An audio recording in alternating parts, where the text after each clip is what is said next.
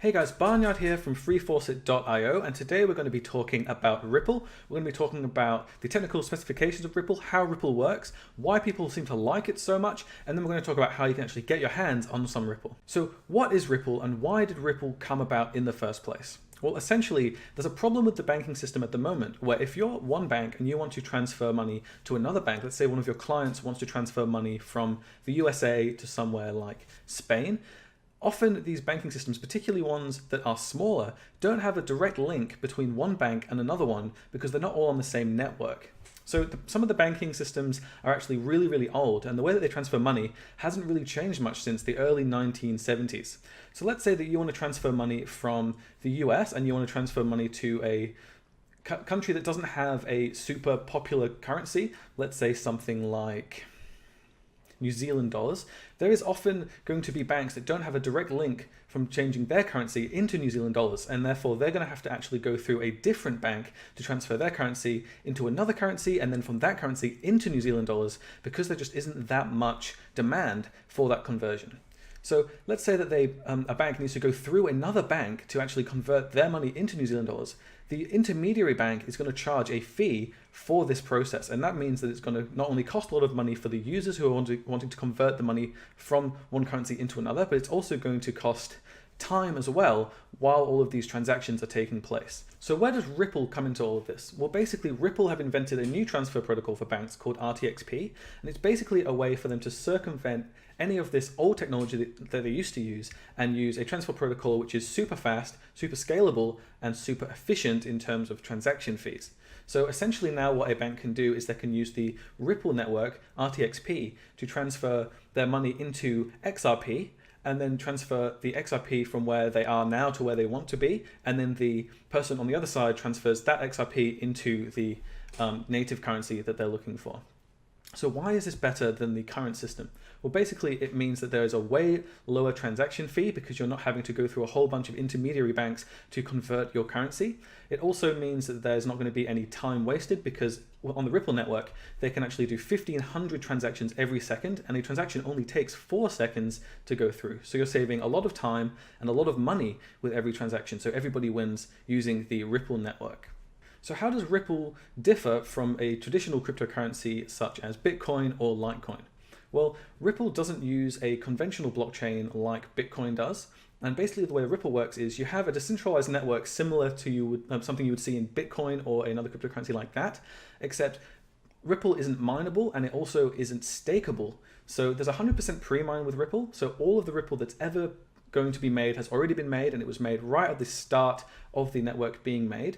And 20% of that was given to the founders, and then 7% was given to Ripplelabs, which is the company that made XRP, and then 53% of that will be distributed at 1% per month over time to Ripplelabs, and then an additional 20% was sold to the general public.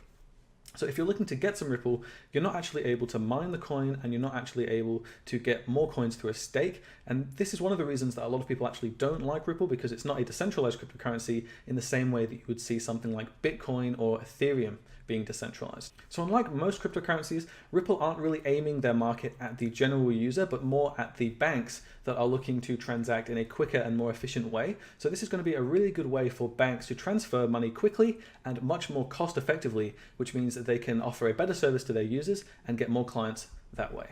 So how do transactions on the Ripple blockchain actually work?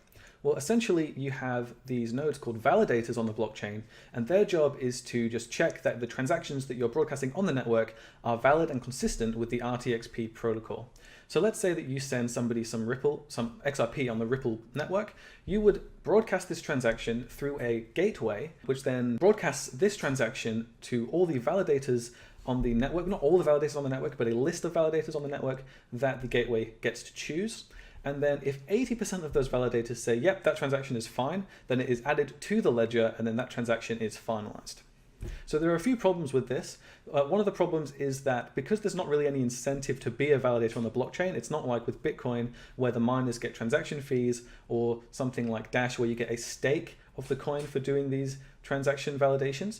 There's a problem because there are less validators on the network compared to Bitcoin, and that could lead to security problems if all of these validators decide to collude together to only put through the transactions that they want to put through. Another problem is that the person who is transacting in Ripple gets to decide which validators it sends the transactions to. So let's say that you were a malicious agent and you wanted to send some transactions through the network that were malicious. You could actually choose all of the validators that were your friends or that people were colluding with, and you could send some transactions potentially that were malicious. So those are a few criticisms of the Ripple network compared to the Bitcoin network. It's not quite as secure as the Bitcoin network because you don't have the scale of validators that you see on the Bitcoin network. One final thing to know about transactions on Ripple is if you would like to do a Ripple transaction, you need to actually have 20 Ripple in your wallet in order to do a transaction. And the reason for that is that the people back at Ripple don't want a lot of spammy transactions on the network. So they've added a minimum limit that you need to have in your wallet to transact so that people don't just send 0.0001 Ripple over and over again and congest the network. So why do people seem to like Ripple so much? Well, there's a few reasons. One of the reasons is that it has actually been quite well adopted so far in the finance space. We're seeing people like American Express and MoneyGram already implementing XRP into their workflow. So we're seeing some really big players already using XRP, which gives a really strong use case in the cryptocurrency sector. So people really like that because it's seen some good use cases already, which is more than can be said for a lot of cryptocurrencies, even some of the really big players in the cryptocurrency space. Another thing people seem to like about Ripple is it's quite an old cryptocurrency. It's been around for a few years, and Ripple itself was actually proposed way back in the day in something like 2003, 2004. So there's quite a lot of legacy in terms of the actual Ripple architecture and people implementing the cryptocurrency. There are a few people who don't like Ripple.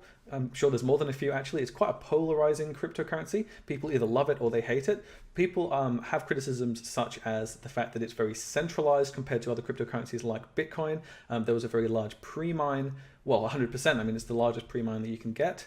And there are a few other reasons like that, such as the problems with validators and other things like that. The fact that you can't get money for running a validating node, you can't mine the coin, you can't stake the coin, all of the things that really are the backbone to any other cryptocurrency, Ripple doesn't actually have. So now that we've talked all about that, let's talk about how you can actually get some Ripple for yourself if you're interested in investing in this cryptocurrency. Well, really the only way that you can get Ripple is if you buy it off an exchange.